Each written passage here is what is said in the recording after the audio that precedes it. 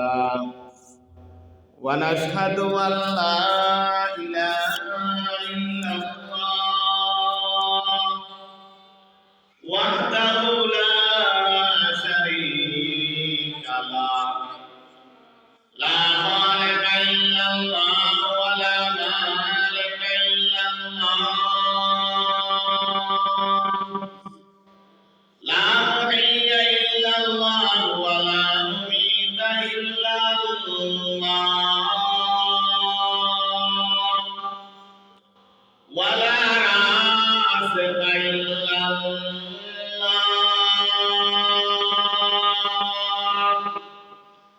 ونشهد أن سيدنا وسندنا وحبيبنا وطبيبنا وطبيب قلوبنا ومولانا محمدا عبده ورسوله أما بعد فقد قال الله تعالى في القرآن المجيد وفرقانه الحميد أعوذ بالله من الشيطان الرجيم بسم الله الرحمن الرحيم إنا عرضنا الأمانة على السماوات والأرض والجبال فأبين أن يحملنها وأشفقن منها وحملها الإنسان إنه كان ظلوما جهولا وقال النبي صلى الله عليه وسلم من قرأ سورة ياسين في صدر النار أزيت حوائجه أو كما قال النبي عليه الصلاة والسلام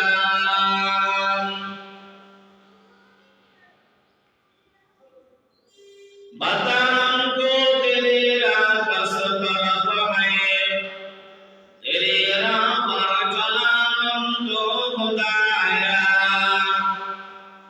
बुजुर्गों की नहीं हमको जरूरत गुलाम बना मुझको खुदाया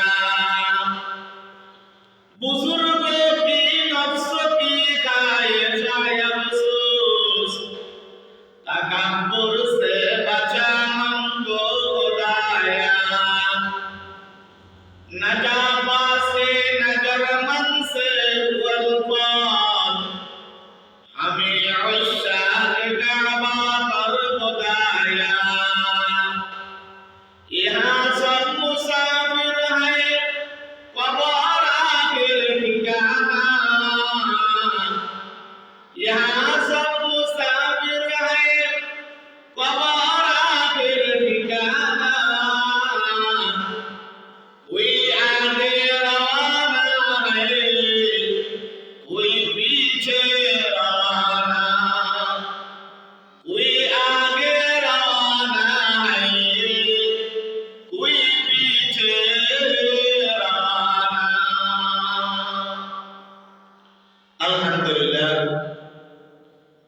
मुअज़्ज़ज़ मुहतरम हज़रत उलामाए केराम এবং আমার শান্তিপ্রিয় এলাকাবাসী এবং পর্দার আড়ালে আমার সম্মানিত দিনদার জাকেরা শাকেরা সালেহা সালেহা আমার মা ও বোনেরা, আল্লাহ রাব্বুল আলামিনের দরবারে লক্ষ কোটি শুকর আদায় করি যে মহান রব্বুল আলামিন আমাদেরকে আল কারীম ইসলামিয়া মাদ্রাসা ও হযরতে সাইয়্যিদানা আবু বকর সিদ্দিক রাদিয়াল্লাহু তাআলা আনহু জামে মসজিদের বার্ষিক তাফসীরুল কুরআন মাহফিলে আমাদেরকে আসার জন্য, বসার জন্য, কিছু কথা বলার জন্য, শোনার জন্য অল্প সময় আল্লাহ তাআলা তৌফিক দান করছেন। এজন্য আমরা সকলে অন্তরস্থল থেকে আল্লাহ পাকের দরবারে শুকর আদায় করি আলহামদুলিল্লাহ। আমরা যে মজলিসের মধ্যে বসছি, এই মজলিসটা দাম আল্লাহ পাকের কাছে অনেক বেশি। এজন্য আমি আমার এলাকাবাসীর কাছে বিনীতভাবে অনুরোধ জানাচ্ছি যে, এবং আমার মা বোনদের কাছে বিনীতভাবে অনুরোধ জানাচ্ছি যে আজকের দিনটাকে আপনারা অন্য দিনের মতো মনে করবেন না। আজকের দিনটাকে আপনারা ঈদের দিন মনে করবেন, খুশির দিন মনে করবেন। যে আজকের এই দিনটাকে আল্লাহ রাব্বুল আলামিন হয়তো আপনার জিন্দেগীর সময়ের শেষ দিন হিসাবে আল্লাহ তাআলা হয়তো আপনাকে এক বছর আর বাঁচবেন না, থাকবেন না। এই জন্য আজকের দিনটাকে আপনারা অনেক মূল্যায়ন মনে করিয়া, গরিবদের সময় মনে করিয়া জান্নাতের বাগিচার ভিতরে তাড়াতাড়ি চলে আসুন। আল্লাহ হাবিব সাল্লাল্লাহু আলাইহি ওয়াসাল্লাম ইরশাদ করেন, যেখানে আল্লাহ তাআলা আলোচনা হয়, আল্লাহ পাকের কোরআনের আলোচনা হয়, আল্লাহর হাবিবের হাদিসের আলোচনা হয়, ওই জায়গার মধ্যে আসমান থেকে ফেরেশতারা আসা শুরু করে দেয়। ফেরেশতারা একের পর এক আসতে আসতে ওই জায়গাটিতে রহমতের ফেরেশতারা বেষ্টন করিয়া ফেলেন। বেষ্টন করার পরে আল্লাহ পাকের ফেরেশতারা এক একজন দাঁড়াতে দাঁড়াতে আসমান পর্যন্ত পৌঁছে যায়। আসমান পর্যন্ত পৌঁছানোর পরে আল্লাহ রাব্বুল আলামিন বলে, ও আমার ফেরেশতারা, তোমরা কোথায় থেকে এসেছো? তোমরা কোন জায়গা থেকে এসেছো?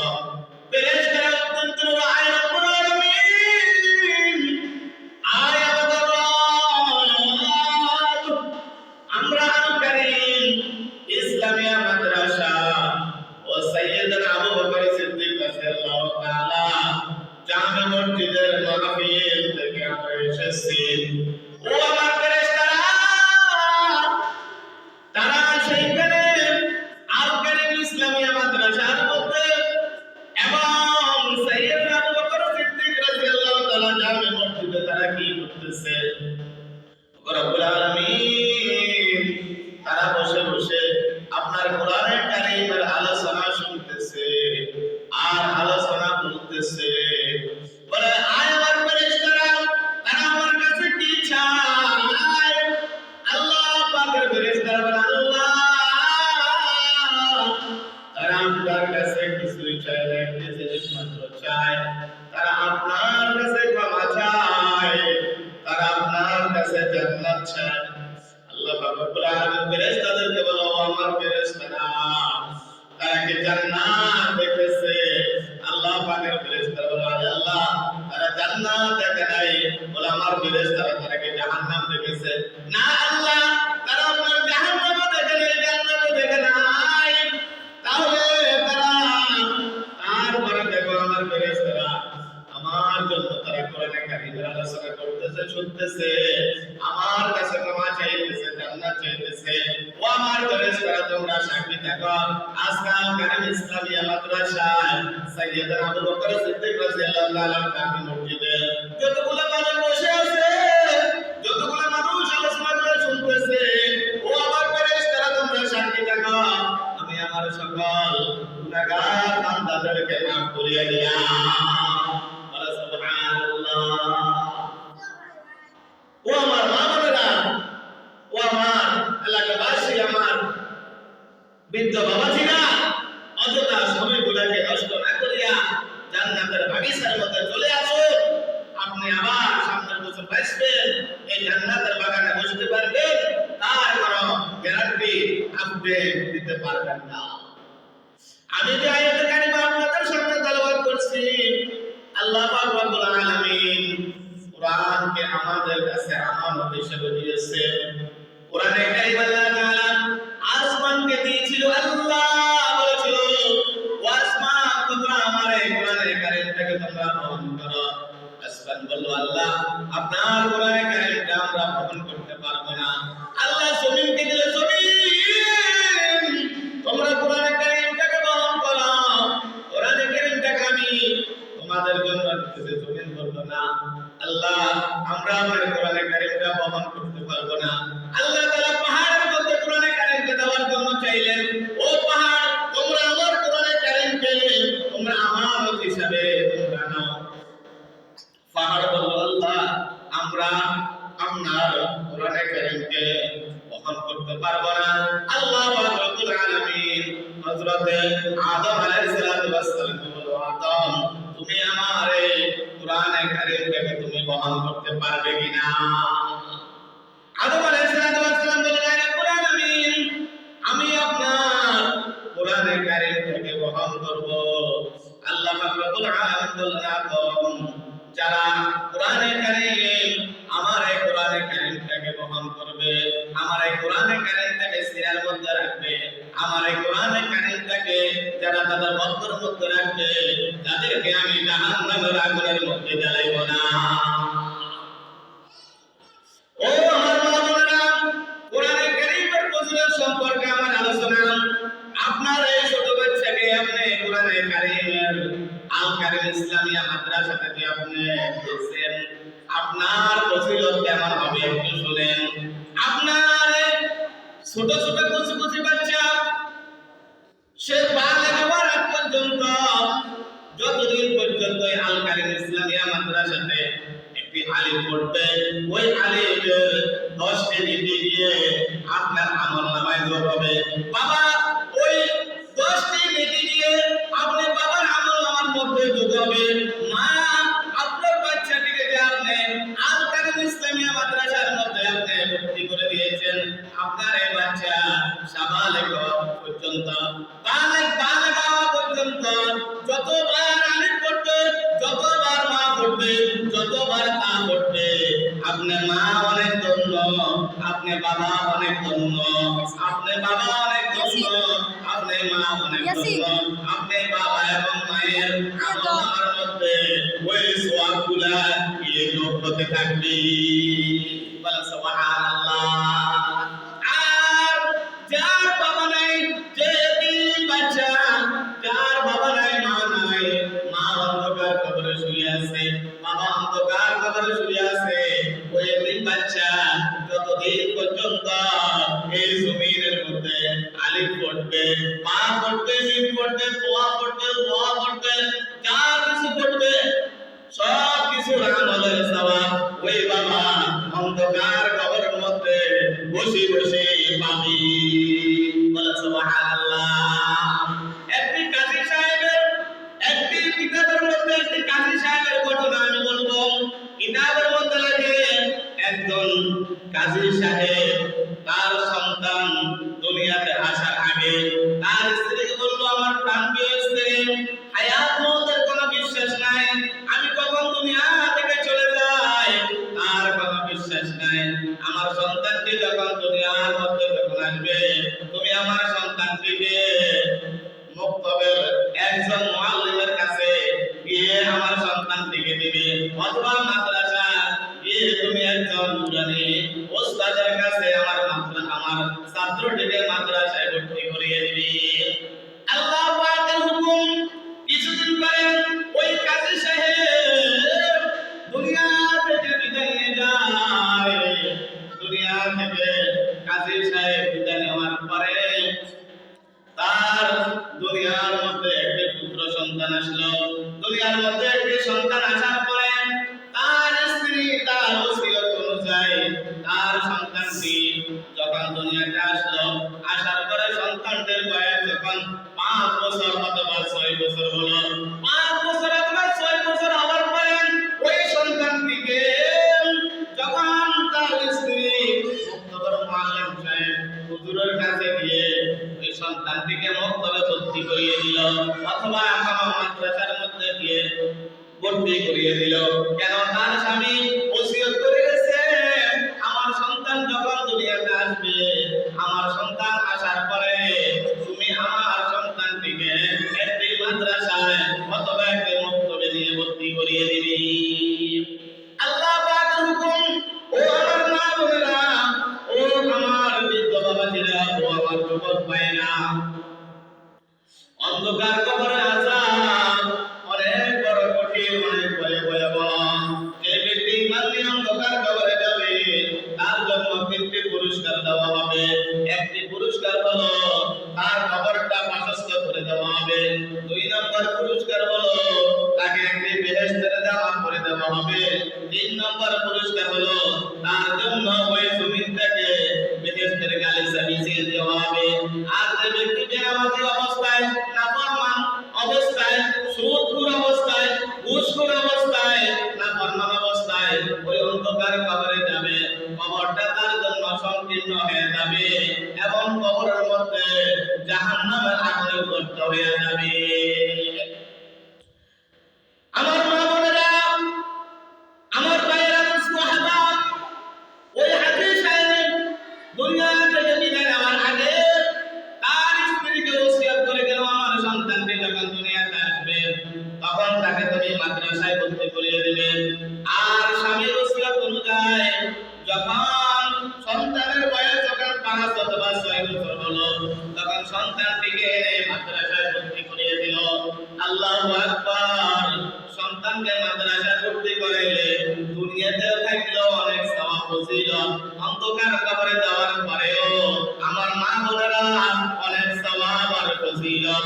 কেমন সওয়াব, কেমন ফজিলত আমার মা বোনেরা একটু সুন্দরভাবে মনোযোগ করে সাথে শুনেন। ওই কাজী সাহেব যখন অন্ধকার কবরে চলে গেল, তখন তার স্ত্রী তার সন্তানটিকে মাদ্রাসায় ভর্তি করিয়ে দিল। ভর্তি করানোর পরে যখন সন্তানটিকে নুরানির ওস্তাদের যখন মুখে মুখে পড়া আরম্ভ করলো, আউযু বিল্লাহি মিনাশ শাইতানির রাজীম, বিসমিল্লাহির রাহমানির রাহিম, আলহামদুলিল্লাহি রাব্বিল আলামিন। বলেন আল্লাহু আকবার, সুবহানাল্লাহ। সাথে সাথে আল্লাহ পাক রব্বুল আলামিন বললেন, এ আমার ফেরেশতারা, তোমরা শাস্তি বন্ধ করো, তোমরা আযাব বন্ধ করো। কাজী সাহেব দুনিয়াতে থাকা অবস্থায় যে গুনাহ করেছে, নাফরমানি করেছে, কিন্তু সে দুনিয়াতে থাকা অবস্থায় একটি ওসিয়ত করিয়া গেছে তার স্ত্রীকে, ও আমার প্রাণপ্রিয় স্ত্রী, আমার যদি পুত্র সন্তান অথবা কন্যা সন্তান, আমার সন্তানটিকে তুমি মাদ্রাসায় ভর্তি করিয়ে দিবে, এটা তোমার উপর আমি ওসিয়ত করতেছি। এই ওসিয়ত অনুযায়ী স্ত্রী যখন সন্তানটিকে যখন মাদ্রাসায় ভর্তি করিয়ে দিল, আর সন্তানটি যখন ওস্তাদের মুখে মুখে আউযু বিল্লাহ বিসমিল্লাহ পড়লো, ও আমার ফেরেশতারা, আমি আল্লাহর অন্তরের মধ্যে ওই কাজী সাহেবের জন্য মায়া আর মুহাব্বত আর ভালোবাসার জোশ বেড়ে গেছে। ও ফেরেশতারা, কবর অন্ধকার কবরের আযাব তোমরা বন্ধ করে ফেলো, কাজী সাহেবের কবরটাকে তোমরা জান্নাতের কবর হিসেবে বানিয়ে দাও। বলা সুবহানাল্লাহ। ও আমার বাবারা, আপনি যদি আপনার সন্তানটিকে একজন হাফেজে কোরআন বানান, তাহলে হাফেজে কোরআনের মা হিসেবে কাল হাসরের মাঠে আপনি অন্ধকার কবর থেকে উঠবেন। হাফেজের বাবা হিসেবে অন্ধকার কবর থেকে উঠবেন। হাফেজের মা হইয়া যখন আপনি অন্ধকার কবর থেকে উঠবেন, হাফেজের বাবা হইয়া যখন আপনি অন্ধকার কবর থেকে উঠবেন, তখন আল্লাহ পাক রব্বুল আলামিন আপনার মাথার মধ্যে স্বর্ণ খচিত একটা মুকুট পরাইয়া দিবি। বলে সুবহানাল্লাহ। দুনিয়ার কুতুব পড়ার পাশে মানুষেরা বলবে, আয় আল্লাহ, এই ব্যক্তিকে আমরা দেখেছিলাম অটোরিকশা চালাইতো, এই ব্যক্তিকে আমরা দেখেছিলাম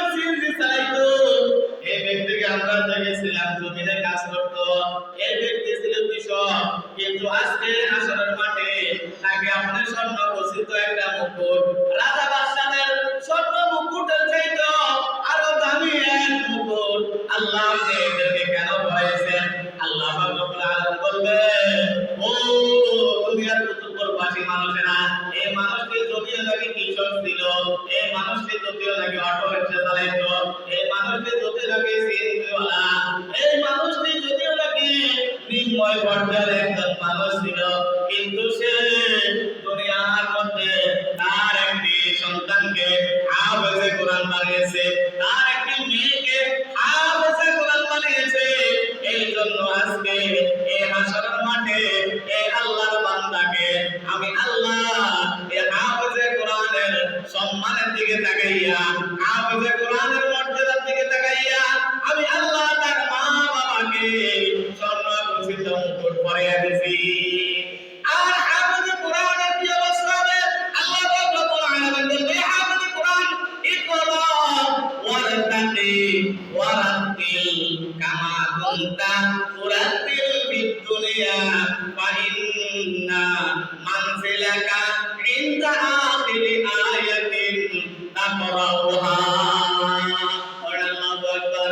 হাফেজে কোরআনকে বলা হবে, হে হাফেজে কোরআন, ইকরা তুমি পড়ো, ওয়ারতাকি কামা কুনতা তুরাতিল ফিদ দুনিয়া, যেইভাবে তুমি দুনিয়ার মধ্যে তোর দিলের সাথে পড়ছো এইভাবে পড়ো, আর তুমি জান্নাতের একটি সিঁড়ির মধ্যে পা দাও। আল্লাহু আকবার। কোরআনে কারীমের মধ্যে 30 পারা কোরআনে কারীম, সূরা হলো 114টি, আয়াত হলো 6666টি আয়াত। হাফেজে কোরআনকে বলা হবে, এ হাফেজে কোরআন তুমি এক এক পড়ো আর জান্নাতের একটা তলার মধ্যে উঠো।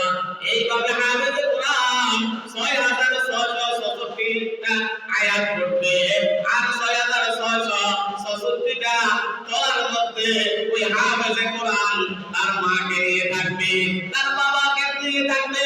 ও দাদা, তুমি বড় গর্ববান দাদা, তুমি বড় দামি এক দাদা, তুমি তোমার নাতিকে হাফেজে কোরআন বানিয়েছ, তোমার নাতি তোমাকে নিয়ে সে 6666টি তালার মধ্যে তোমার দাদা তোমার নাতি তোমাকে নিয়ে থাকবে।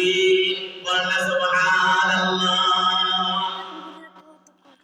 ও আমার মা বোনেরা, আজকে আমরা আমাদের ঘরের মধ্যে কোরআন নাই, যার কারণে আমরা অভাবের মধ্যে পড়ে গেছি। ঘরের মধ্যে কোরআন তেলাওয়াত হয় না। শাশুড়ি ও আমার শ্বশুরেরা, যারা শ্বশুর হয়েছেন, যারা শাশুড়ি হয়েছেন, আপনার সন্তানকে বিবাহ করার সময় আপনি একটি জিনিসকে বেশি মূল্যবান করবেন, একটি জিনিসকে বেশি মূল্য দিবেন, সেটা হলো ওই মেয়েটা কোরআনে কারীম সহি শুদ্ধ করে পারে কিনা। সুন্দরটা আপনি দেখবেন না, টাকা পয়সা দেখবেন না, দেখবেন সকালবেলা আপনার ওই যে ছেলেকে আপনি বিবাহ করাইবেন, ওই ছেলেটার স্ত্রীটা সকালবেলা কোরআনে কারীম সহি শুদ্ধ করিয়া আপনার ঘরের মধ্যে তেলাওয়াত করতে পারে কিনা। আল্লাহর হাবিব সাল্লাল্লাহু আলাইহি ওয়াসাল্লাম ইরশাদ করেন, যে ঘরের মধ্যে সকালবেলা সূরা ইয়াসিন পাঠ করা হয়, যে ঘরের মধ্যে সকালবেলা সূরা ইয়াসিন পাঠ করা হয়, আল্লাহর হাবিব সাল্লাল্লাহু আলাইহি ওয়াসাল্লাম ইরশাদ করেন, ওই ঘর ওই দিনের সকাল হাজাতের জিম্মাদার, সকল জরুরিয়াতের জিম্মাদার, সব কিছুর জিম্মাদার আল্লাহ তাআলা নিজে হাতে নিয়ে নেন। বলা সুবহানাল্লাহ। আজকে সকালবেলা কোরআনে কারীম ফজর নামাজের পরে ঘরগুলোর মধ্যে তেলাওয়াত হয় কিনা? দুঃখের সাথে বলতে হয়, আজকে আমাদের ঘরগুলোর পাশে দিয়ে হেঁটে যাওয়া হয়, কোরআনে কারীমের কোনো আওয়াজ শোনা যায় না। কিন্তু আপনি আপনার মেয়েটাকে, আপনার ছেলেটাকে আল কারীম ইসলামিয়া মাদ্রাসায় ভর্তি করিয়ে দেন। আলহামদুলিল্লাহ, তৃতীয় জমাত শেষ হওয়ার আগে আগে আপনার মেয়েটা 7 নবীর সূরা ইয়াসিনের হিফজ হয়ে যাবে, আপনার ছেলেটা 7 নবীর সূরা ইয়াসিনের হিফজ হয়ে যাবে। বলা সুবহানাল্লাহ। আল্লাহর হাবিব সাল্লাল্লাহু আলাইহি ওয়াসাল্লাম ইরশাদ করেন, মান ক্বারা সূরা ইয়াসিন ফি সাদরিন নাহারি উজিয়াত হাওয়াইজুহু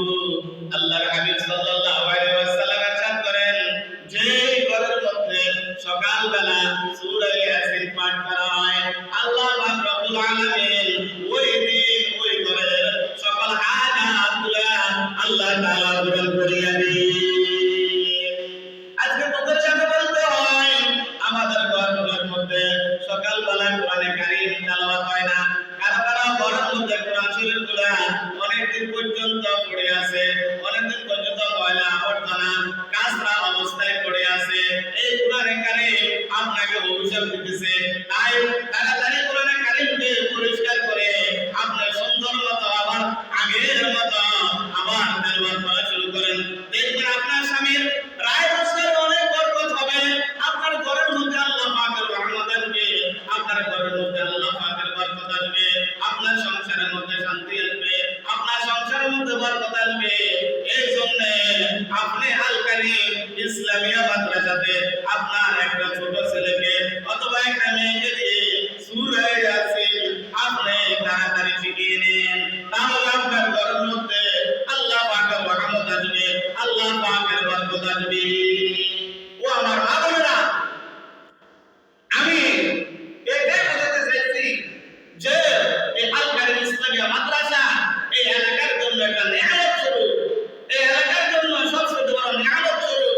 আপনারা খুবই গর্বিত যে এলাকার ভিতরে কোরআনে কারীমের আওয়াজ থাকে, যে এলাকার ভিতরে কোরআনে কারীমের তেলাওয়াত থাকে, ওই এলাকার মধ্যে আল্লাহ পাকের রহমতের ফেরেশতারা আল্লাহ পাকের রহমত 24 ঘন্টা পড়তে বলেন সুবহানাল্লাহ।